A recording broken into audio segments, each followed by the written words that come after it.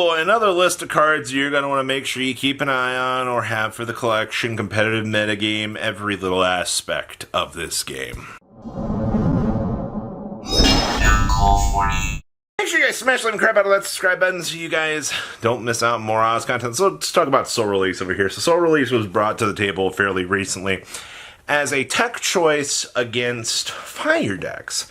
And I had to think about this for a second, but honestly, you can just mass exodus all these fire monsters out of your opponent's graveyard, which means if they have an Amber Well set up, you can blow out the Promethean Princess from the graveyard. You won't have to, also those annoying little Fire King monsters that could be attempting to come back on an opposing turn. There's little things like that. Also, especially with some of these builds, trying out one Garunix.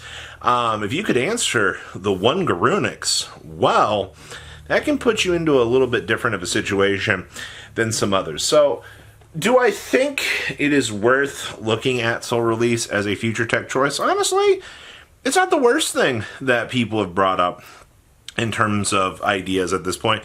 Because, the fact that you can also control the graveyard in other matchups, it's not just Fire Kings at the end of the day. But Fire Kings happens to be one of the decks that is honestly more of the consideration kind of go forward. Because, early 2024 is going to be Year of the Fire. Rescue Ace, Snake Eyes, and Fire Kings. Unless there's some sort of change to that, you are going to be looking at something a little bit more crazy along those lines. And, having a DD Crow monster that can hit more things instead of relying on Crow, stop one possible interaction, I do think might actually be worth it overall. So we'll have to wait and see if this sticks around. I know this has been mentioned a few times, but we've already started to see the Super move up, but at least the low rarity versions are good and cheap. I didn't think I'd ever see a point where people be seeing Soul Release as like a $5 card, but we're really almost there. Next up is Hatronade. Now, I mentioned Hatronade in a previous one of these, but I wanted to bring it back up again because more and more eyes are kind of turning around to this right now. And people are like, hey, maybe we should, give some reconsideration to this. Where I'm sitting right now, you have to remember this is going to mainly be a side deck card. I do know that there are some people that are like, oh no, we can try Hatronade in the main. No, you're not. Alright, you are not going to be maining this whatsoever unless you're trying some super bad ideas. But you're mainly playing this to make sure that you can punish the really bad decks, aka Unchained. Hey, Unchained, did the set play with their stupid traps?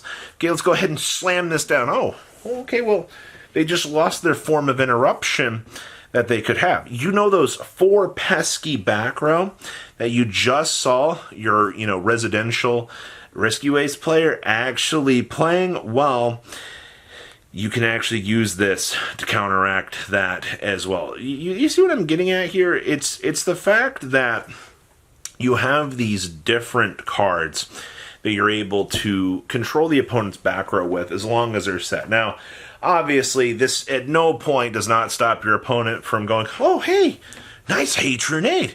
Let's go ahead and start chaining everything that we've got back here. Okay, well, suddenly, it's a lot more crazy than you initially expected.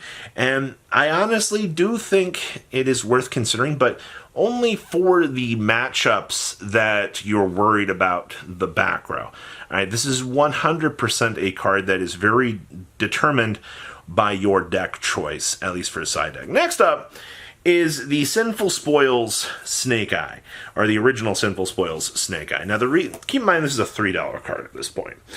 And I have been asked by a lot of people, they're like, Robbie, what are budget options for the Fire King structure decks? I cannot afford, the wanted spell cards.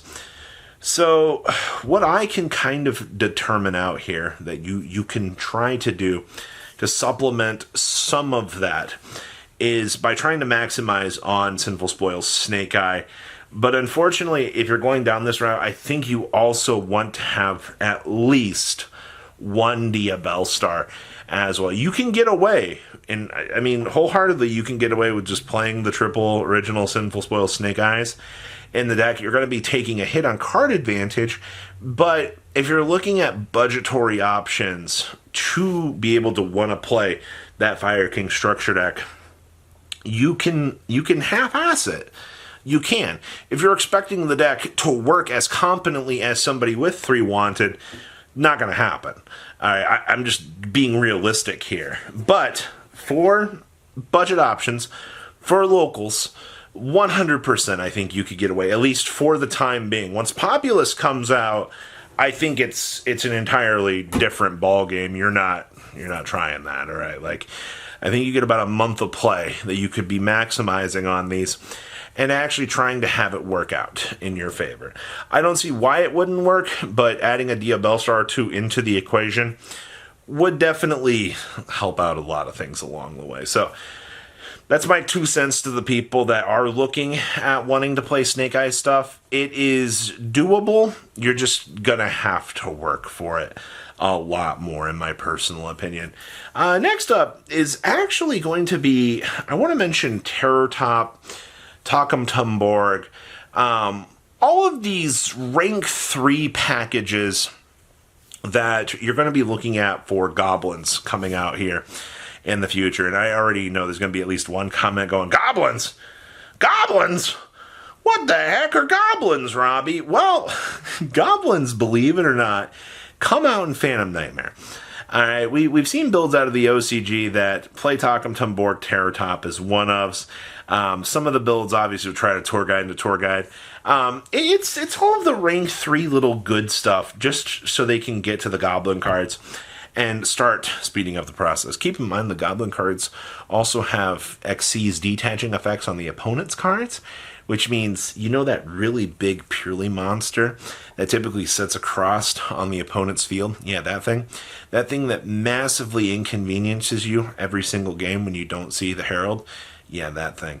Well, good news is, if you're planning on picking up the Goblin stuff anyway, and you're looking at the Tour Guide section, Terror Top section, Rank 3 package section here, your Purely matchup gets a lot better. I'm just saying. All right. So, in the future, Goblins will be at least a good side deck option to consider. But for the time being, if you're excited for the Goblin stuff, for the time being, you can focus in on those Rank 3 cards and give consideration to what to pick up out of that department. Once again, options. All right, you want to make sure that you have a lot more things to consider. And the Goblin deck is so unique in the things that you can do for the rank 3 engines. You just gotta make up your mind. So keep an eye on Terror Top. It's still limited to onesies. Yeah, we'll see how that works out in the future. And then the Full Armored Exceeds package. I think a lot of people, obviously with the Lancer and all that little stuff, once we get the spell card for this in the upcoming May set, I think things kind of change a lot, at least in terms of the dynamic that people want to try out here. I do think that dynamic of the deck is going to be kind of interesting. Just to, the little engines that you can do with this. Once again, if you're going Terror Top into Takum Tumborg, now suddenly, you can make the rank 3 into the rank 5 into the rank 7, because now you also have the spell card that you can search. Not only do you get that, you also get the interruption search off of the sub-little line as well. Yeah. I honestly, at this point in time, I'm telling everybody to make sure that they just have this package, because it's just so free. Like, the more you think about how good the Full Armor Exceeds package is in terms of splashableness, yeah, you're adding some maybe not so good bricks into your deck. We saw Utopia Doubles time for so long.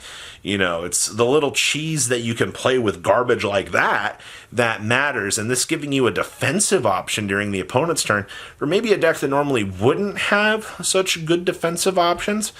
That's really worth considering out here. So keep an eye on the Full Armored Exceed stuff, because this is one of those packages that just feels like as time goes on, splashability does tend to reign supreme on these sorts of things. So what do you guys think? Please leave a comment down below, tell me what you guys think, and I'll see your beautiful faces back here later today, guys. Peace. Patrons! Thank you!